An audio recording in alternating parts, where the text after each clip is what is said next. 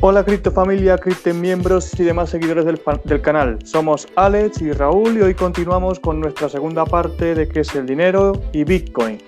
¿Qué problema tiene la intención de resolver Bitcoin? Esa es la pregunta, Raúl, que a todo el mundo se hace siempre, tanto los amantes de Bitcoin como los que no lo conocen. Y los seguidores pueden investigar en miles de fuentes y videos en internet que concuerdan conmigo.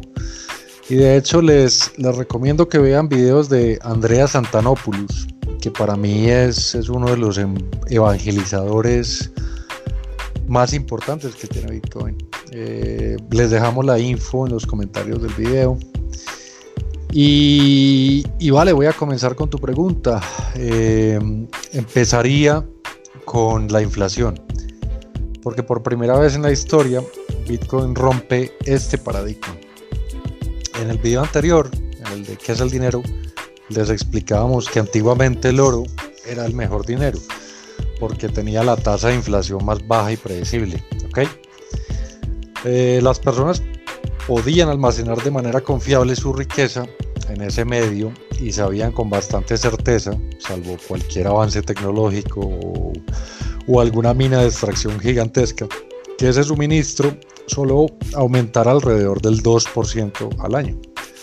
Entonces la gente por décadas sabía que solo tenían que sacrificar el sudor de sus trabajos y diluir su capital líquido un 2% al año.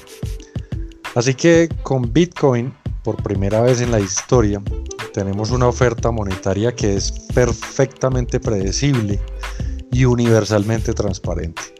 Todos pueden ver dónde está hoy y hacia dónde se dirige. Todos los seres humanos pueden ver que la oferta monetaria comenzó en cero en el 2009 con la extracción del bloque Genesis o el Genesis Block por parte de Satoshi Nakamoto, que fue este enigmático personaje, y va directamente a 21 millones de Bitcoin. Se calcula que en el año 2140, ¿ok? Entonces tenemos un dinero que tiene inflación cero esperada y todas las emisiones de Bitcoin son perfectamente predecibles. Según nuestro video anterior, a diferencia de los bancos centrales, cualquier precio que transmita Bitcoin es 100% de señal y 0% de ruido. Entonces Bitcoin es el primer dinero en la historia que tiene una tasa de inflación terminal del cero. Es decir, no hay una inflación esperada en Bitcoin en absoluto, ¿ok? Podemos ver el algoritmo de Bitcoin en vivo y en directo y su oferta monetaria. Y esto es, gente, es el némesis general de la mayoría de los problemas del mundo. Diría que la gente ha sido adoctrinada para que crea que la inflación es necesaria para una economía, que incluso el término en sí es un eufemismo. Suena bien la inflación, o sea, mi casa es más valiosa, mis acciones son más caras, mi salario está subiendo, como si solo pensaras una orden más profunda que la inflación. O sea, la gente piensa que es algo maravilloso. Pero ¿qué sucede en realidad? ¿Qué pasa mientras los bancos centrales aumentan la oferta de dinero? No solo están perturbando las señales de precios, sino que también confiscan valor a quienes confían en la moneda como reserva de valor y lo reasignan a quienes reciben el dinero nuevo primero o que poseen activos financieros primero que la gente. Entonces, en ese sentido es un esquema piramidal. Eso es lo que el dinero fiat es el anti-Robin Hood, ¿okay? Es robar a los pobres y dar a los ricos, y ese es el motor principal de la desigualdad de riqueza en el mundo. Entonces cuando los presidentes de la Fed o presidentes del Banco Mundial aparecen en la televisión y dicen que la política monetaria y la desigualdad de riqueza no están relacionadas, Les están mintiendo en la cara, señores. O sea, no sé si ellos comprenden estas patrañas. Me gustaría pensar que sí lo saben, pero les toca decirlas como dirigentes de los bancos centrales, y hay una maquinaria detrás de todo, ¿no? Pero realmente están administrando activamente un esquema que no es correcto para la gente común. Entonces, en este sentido, Bitcoin es el primer dinero con una tasa de inflación eterna del cero. O sea, lo primero que pretende resolver Bitcoin es la inflación. Su intención es romper este monopolio del dinero y restaurar el mundo a un paradigma de libre mercado. Alex, explícanos de una forma más sencilla para las personas que tal vez no estén familiarizadas con esta velocidad en el cambio en la tasa de inflación. Sí, Raúl, la inflación es un bicho, como lo llamo yo, y es un bicho complejo de estudiar, y los gobiernos saben su dificultad y también saben cómo bombear humo alrededor de cualquier ecuación que no les convenga, ¿ok? El gobierno lo cuantifica con el IPC o el PCI, ¿ya? Que es un cálculo, el índice de precio al consumidor. Es un cálculo en el que ellos administran sus datos de entrada u origen, y lo han cambiado antes y probablemente lo volverán a cambiar para asegurarse de que siempre vuelva a su objetivo del 2% o lo que sea en el caso de cada país, ¿no? Una forma fácil de pensar en la inflación es en términos de tasa de cambio. Entonces, con la tasa de cambio en dólares, si la oferta de dólares supera la tasa de cambio, por ejemplo, de la madera, entonces podemos asumir que el precio de la madera denominado en dólares aumentará, ¿ok? Ahora bien, si la tasa de cambio en dólares no supera la tasa de producción de, digamos, televisores, estamos obteniendo mucha productividad tecnológica de televisores, y esos suministros tienden a superar el crecimiento de la oferta monetaria. Entonces vemos mucha deflación en los precios en la esfera de la tecnología o televisores. Entonces este bicho de la inflación, de lo que se trata es del cambio relativo, ¿okay?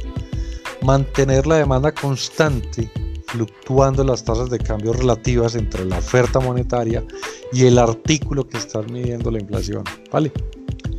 Y lo que es realmente importante darse cuenta aquí es que nuevamente la idea errónea común de que un gobierno está estimulando la economía o agregando algún valor cuando aporta dinero, como el caso de Estados Unidos, ahora durante la pandemia, cuando le envían el cheque de $1,200 a los ciudadanos. Hay un efecto estimulante, claro que sí, pero estimulante como una droga. O sea, tiene una consecuencia negativa a más largo plazo. O sea, repito, se están robando valor a los más vulnerables económicamente entre nosotros, los pobres o las personas que viven con pensiones o de renta fija, de salarios, etc. Y están confiscando valor de aquellos que dependen de la función de valor de almacenamiento de la moneda fiduciaria, ¿no? El fiat, y reasignándola arbitrariamente como mejor les parezca, y esto es lo que amplía la brecha de riqueza en el mundo, ¿okay? Eso es lo que hace este bicho de la inflación. Está creando una exacerbación de la disparidad de riqueza a lo largo del tiempo, y eso es probablemente lo más importante que Bitcoin resuelve y va a resolver. Sí, como bien has dicho, ese efecto estimulante trae consecuencias negativas como una droga. Quiero decir, puedes ver lo que sucedió el año pasado. Aproximadamente $7 trillones impresos, aumentó la inflación un 20% solamente en Estados Unidos en el 2020. Pero todavía no creo que la gente perciba esta inflación en sus interacciones diarias, y su poder de compra en la base de su moneda disminuye en gran medida. Sí, Raúl, se necesita tiempo para que la gente lo asimile. No es algo instantáneo, es decir, a la gente le gusta más quedarse con la idea de que sus activos crezcan en ceros de fiat, ¿okay? El dinero es una póliza de seguro contra la incertidumbre del futuro, por lo que a medida que aumenta la incertidumbre, la demanda de tener dinero también aumenta. Y ya sabes, históricamente el Banco Central había impreso esa falsa confianza. Eso es lo que vimos en la Alemania en tiempos de guerra. La gente estaba acumulando dinero en efectivo porque no sabía lo que iba a pasar. El banco alemán imprimía el suministro y finalmente se hiperinfló. O sea, por no hablar de países como Venezuela o Zimbabue, donde las economías no solo se hiperinflaron, sino que se deterioraron completamente. Perdón, ya que cada vez que se inflaban esas monedas fiat, se agravaban más y más los préstamos, multiplicando ese desbalance económico de estos países. Porque algo muy importante en esto es que cada vez que hay una deuda en los bancos, hacen lo que se denomina swap e inyectan ese nuevo dinero impreso en el sistema, apalancados 10 o 500 veces, para poder encontrar balance en el punto de equilibrio. Y empieza el colapso. O sea, para decirlo más simple, la oferta monetaria de un país no es solo dólares, es dólares más deuda o crédito. Increíble esto de los swap. Son como un producto tóxico. No había pensado justo en esa inyección apalancada para encontrar el punto de equilibrio. Es impresionante, Raúl. Son mecanismos que utiliza la banca central para ganar tiempo y distraer a las masas en los colapsos evidentes. Y son sistemas fallidos. Wow. ¿Qué otros problemas Bitcoin tiene la intención de resolver más allá de lo que acabamos de hablar? Claro que sí, Raúl. Otro gran problema que Bitcoin resuelve, y es realmente importante, es la censura. La gente normalmente piensa que Bitcoin lo utilizan la mala gente que compran drogas en internet, o que son lavadores de dinero, narcotraficantes, o que eluden impuestos, ¿no? Pero es todo lo contrario. Recientemente en Hong Kong, por ejemplo, un grupo de gente estaba haciendo una manifestación porque intentaban obtener fondos de crédito para sus negocios. Y la policía intervino clausurando la manifestación. ¿Okay? Los bancos locales cerraban los derechos de los manifestantes, o sea, los derechos de las personas que expresaban su libertad de expresión, están siendo desfinanciados por el monopolio del dinero del gobierno local. Otra forma de pensar sobre esto es cuando tengo oro físico. Tengo un activo 100% puro, ¿ok? No hay ninguna responsabilidad de un tercero asociada con este activo. Es un activo espejo que se presume que cualquiera que lo posea tiene algo legítimo y tiene capital total convertible a dólares de ese oro.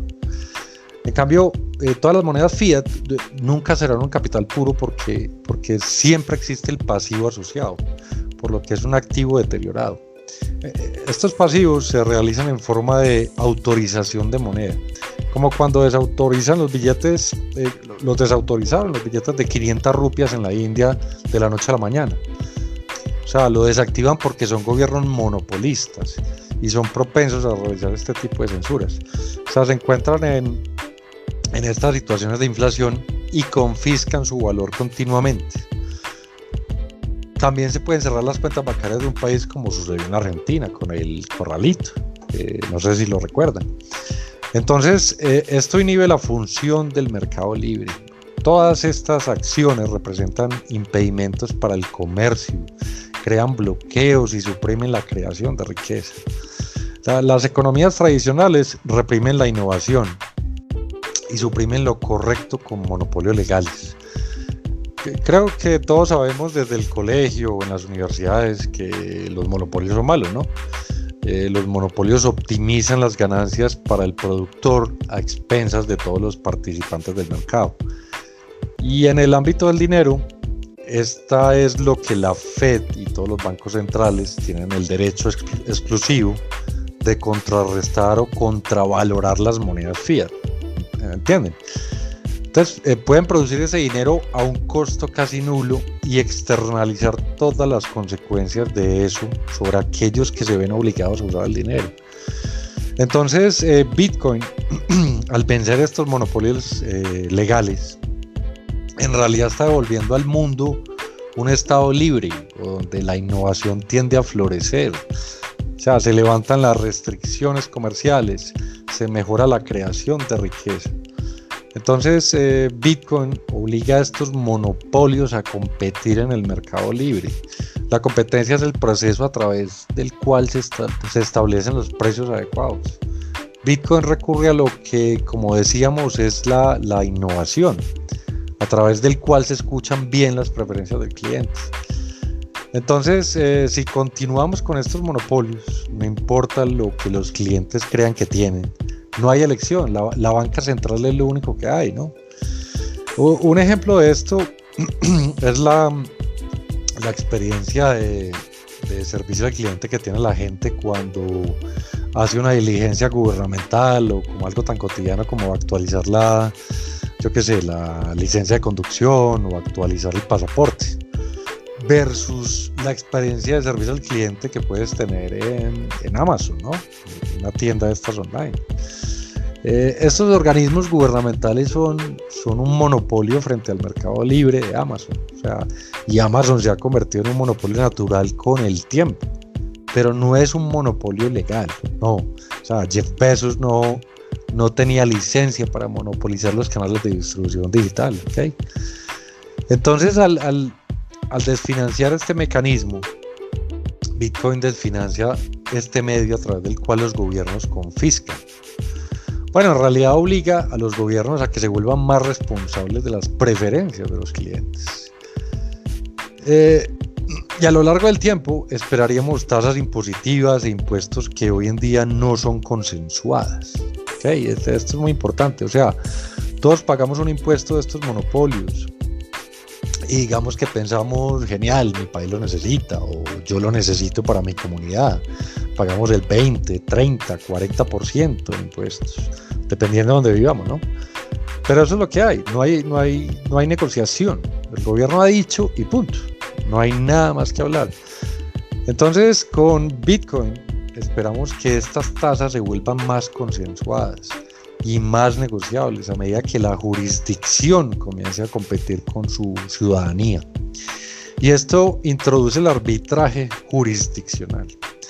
Entonces las personas obtendrán la ciudadanía en 2 a 5 lugares o países y rotarán su presencia física para que puedan optimizar su exposición fiscal a cualquier persona. Y así las cosas se ponen difíciles con una jurisdicción, la gente tiene opciones. Entonces creo que Bitcoin está contribuyendo a todo esto. O sea, es otra cosa que está resolviendo. En el marco de tiempo mayor, creo que la tesis del individuo soberano comienza a desarrollarse y que los gobiernos, al perder su monopolio sobre el dinero, comenzarán a hacerse más pequeños. ¿Okay? Simplemente no hay forma de continuar financiando estas burocracias que no son eficientes a su balance y estado de resultados soberano. O sea, no sé si me hago entender. Para los que no conozcan esta teoría, les dejamos la biografía en los comentarios. La burocracia está llena siempre de cosas maléficamente graciosas, como por ejemplo en el Líbano. En el Líbano todavía hay una autoridad, el Ministerio de Trenes y Ferrocarriles, pero no ha habido una vía de ferrocarril en el Líbano desde hace 30 años. O sea, ustedes se pueden imaginar. Hay muchos ejemplos.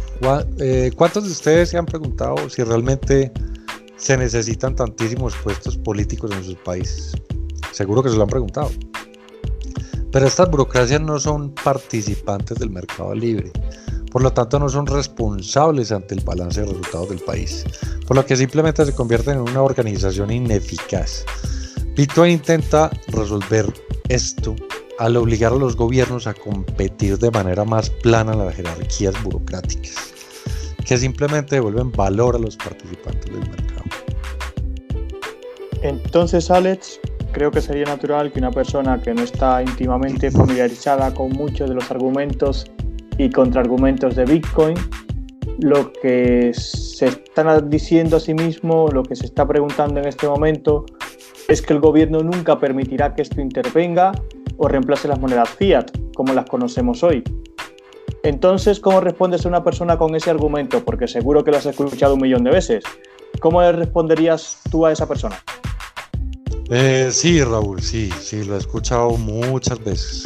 Creo que sin duda la forma más común de descartar Bitcoin, si una persona se acaba de enterar, pero no lo ha investigado, simplemente piensa que claramente los gobiernos nunca permitirán que eso suceda. Y siempre contesto con este argumento. Hay un caso precedente de la Corte Suprema de Estados Unidos para el software de código abierto como Bitcoin. Y alentaría a los abogados que nos escuchen, que miren el estudio del caso PGP Software, ¿ya? Así se llama, PGP, que también les dejamos la bibliografía en los comentarios. Este caso tuvo lugar a finales de los 90, ¿okay? El gobierno estaba intentando clasificar al software PGP, que es una tecnología de privacidad criptográfica bastante buena, que se exporta al extranjero. Todavía hoy en día funciona. Y el gobierno estaba tratando de clasificarlo como municiones, de manera que podían restringir su exportación, tratando de clasificarlo como armamento militar, esencialmente para que así pudieran controlar su importación-exportación. Y pasaron por alto,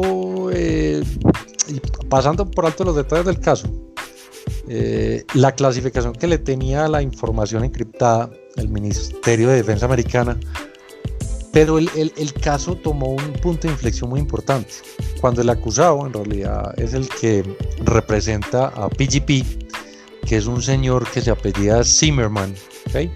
si mal no recuerdo, imprime en una hoja tangible la totalidad del código software PGP y lo presentó como evidencia física en la Corte Suprema. Entonces se defendió diciendo que esas hojas eran PGP y le dijo a la Corte: ¿cómo puede ser estas hojas armas ilegales? Esto es todo el código fuente, o sea, el 100% del software que intentan clasificar como arma o munición se encuentra en este documento. Y en ese momento la Corte Suprema declaró que PGP estaba protegido por la primera enmienda de los Estados Unidos, que es la libertad de expresión. Así que tenemos un caso precedente en la Corte Suprema de que el software de código abierto está protegido por la enmienda constitucional más importante de los Estados Unidos, es la libertad de expresión. Entonces eso es lo primero que respondo frente al argumento de el gobierno no lo permitirá. Y está bien, me pueden rebatir que se podría anular o volver a enmendar la primera enmienda. Y si lo hicieran, tendrían esa diferencia irreconciliable en las personas y el Estado de Derecho.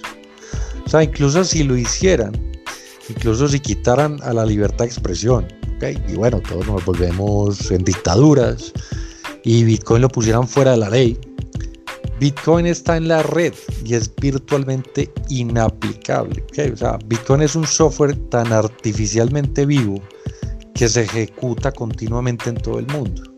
No hay forma de saber quién lo dirige y quién no. Los gobiernos podrían intentarlo y apuntar el peso de la ley a algunas de las operaciones mineras, pero hemos visto ese intento en China. Los mineros simplemente se mudaron. Estas pequeñas plataformas son pequeñas cosas de diseño modular, ¿no? Los pones en una caja, los envías a otro lugar, los vuelves a enchufar y listo. Sigue funcionando como si nada. Así que es una red muy difícil de alcanzar. O sea, no existe una autoridad central, no hay oficina, no hay un CEO detrás, no hay una junta directiva, no hay socios colaterales. O sea, todas estas cosas en las que los gobiernos se concentran para aplicar la ley tradicional, Bitcoin no tiene ninguno de esos vectores de ataque. Mucha otra gente me pregunta, ¿y qué pasa si los gobiernos hacen un apagón de internet para detener Bitcoin? Y esta pregunta es súper interesante porque resulta que Bitcoin, aunque lo apagaran 100 años, ¿okay? Apagando internet mundialmente, a la vez, supongamos esa locura, ¿no? Pongamos en ese escenario un poco de ciencia ficción, esto no es suficiente para detener a Bitcoin. Tendrían que confiscar y destruir todos los dispositivos electrónicos del planeta, literalmente. Porque siempre que sobreviva incluso una computadora o un nodo, toda la red Bitcoin se replica de nuevo a nivel mundial. Entonces es muy presuntuoso o difícil para mí decirles que Bitcoin es blindado, pero es sumamente complicado de tenerlo, ¿okay? O sea, es algo impresionante. Bitcoin no tiene talón de Aquiles, o sea, no tiene un único punto de ataque y la totalidad de Bitcoin está representada en cada software de cada persona de este planeta. Increíble lo que es Bitcoin. ¿Y qué le dices a la persona que dice que el gobierno simplemente va a perseguir a los exchanges? Un buen precedente de esto, Raúl, es China también. De hecho, China lo ha hecho varias veces. Han cerrado los exchanges dentro de China. Perdón. Y un efecto secundario interesante de esto es que en realidad restringir la venta de Bitcoin en China, lo que hicieron los chinos fue seguir comprando en otros países y Bitcoin aumentó su valor globalmente, ¿ok? O sea, fue un desastre para el gobierno chino. Sí, y el precio de Bitcoin aumenta, o sea, si el precio de Bitcoin aumenta, la red se vuelve más segura y atrae a más participantes, por lo que realmente no tuvo un efecto consecuente en el Bitcoin en sí. Pero tienen la razón, los gobiernos pueden apuntar sus armas a los exchanges centralizados y cerrarlos, sí. Pero esto alienta, como dije antes, al juego del arbitraje jurisdiccional. Si un gobierno que cierra los exchanges dentro de su soberanía, ¿no?, dentro de su país, de hecho aumenta el incentivo para que otros gobiernos retomen ese negocio con sus ciudadanos, ¿okay? Porque las personas son entidades contribuyentes. Y por estas razones hay un incentivo para los países en querer jugar amistosamente con Bitcoin. Y si miras lo que sucedió con Internet en Estados Unidos en el año 2000, ¿no?, antes de las .com, el gobierno tomó ese enfoque de no dañar sus propias contribuciones. O sea, Estados Unidos fue inteligente y dijo, dejemos que el experimento de Internet de libre mercado se resuelva por sí mismo. Y observemos qué sucede a raíz de... observemos qué sucede. Y a raíz de eso, los americanos pues tuvieron un auge económico impresionante, sin precedentes. O sea, Amazon, Google, Facebook, bueno, todo esto que conocemos hoy en día. Así que creo que los gobiernos no querrán perderse la próxima gran novedad en contribución tributaria, que es Bitcoin. Y francamente creo que cada día que pasa, Bitcoin se ha demostrado cada vez más como la próxima gran novedad en el panorama digital.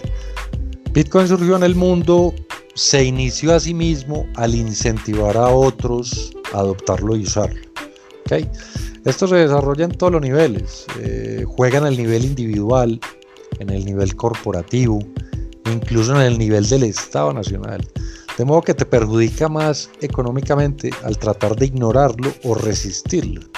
Entonces simplemente lo estás adoptando y manteniéndolo. Así que cambia la forma de cómo la gente piensa en el dinero. Perdón. El dinero cambia la percepción de la gente sobre el mundo. Un ejemplo sería este escritorio en el que estoy haciendo este video contigo, Raúl. Es una herramienta de trabajo para mí, ¿ok? Me está proporcionando un servicio. Pero si yo cojo un billete de $100 y le digo a una persona que pase por aquí que se salte este escritorio con sus pies, le doy los $100, con esa misma rapidez mi herramienta de trabajo se convierte en un obstáculo para esa persona, ¿ok? Entonces el dinero está cambiando la forma en que vemos al mundo y creo que con Bitcoin los gobiernos y entidades pueden resistir y luchar contra él y todas estas cosas que he mencionado. Pero a medida que comiencen a ver que muchos de estos vectores de ataque son inútiles, se vuelven más dispuestos a mantenerlo como una estrategia de eficiencia energética para mantener alguno de sus activos o incluso como una póliza de seguro en caso de que se den cuenta de que la adopción de la gente está creciendo en más y más personas y organizaciones e incluso entidades gubernamentales cada día. Y puedes seguir pensando en Bitcoin, es una amenaza existencial para el modelo de negocio de la banca central, pero ¿cuál es su respuesta apropiada? O sea, pensaría que sería atacar o intentar apagarlo, pero cuando veas que estos vectores no necesariamente funcionan, ¿cuál es tu próxima mejor apuesta? Como banca central, por ejemplo, es comprar algunos Bitcoin como póliza de seguro, ¿ok? Claro, y es justo lo que estamos viendo que está ocurriendo en el 2021.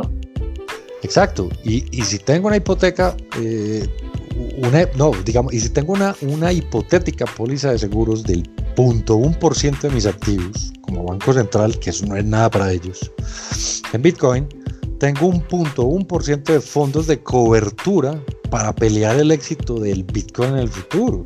Ok, o sea, es que está clarísimo. Totalmente de acuerdo, Alex. Es lo mismo que una empresa que tiene un competidor y no puede vencerlo, simplemente comienza a comprar las acciones que cotiza en bolsa, apilándolas en su propio balance. Quiere decir que si no puedes vencerlos, únete a ellos o empezar a comprarlo de algún modo. Tienes toda la razón, Raúl. Las empresas hacen esto todo el tiempo y la banca ni te digo. Pero la diferencia con Bitcoin es que no importa cuántos compres, no puedes cambiarlo. ¿Okay? Bitcoin es un dinero tan perfectamente escaso que nadie puede hacer nada más que hacerlo más valioso. Cualquier persona al adquirirlo está aumentando su capitalización de mercado. Son temas muy apasionantes e interesantes. Esperamos que hayan aprendido mucho hoy y comprendido mejor a Bitcoin y su utilidad. Por hoy terminamos, aún quedan más temáticas que tratar. Nos vemos en la próxima emisión. Me parece muy bien, Raúl. Es mejor entender Bitcoin en dosis pequeñas. Gracias a todos por escucharnos y nos vemos en el siguiente video, donde les hablaremos de cómo se fija realmente el suministro de Bitcoin, teoría de juegos del Banco Central.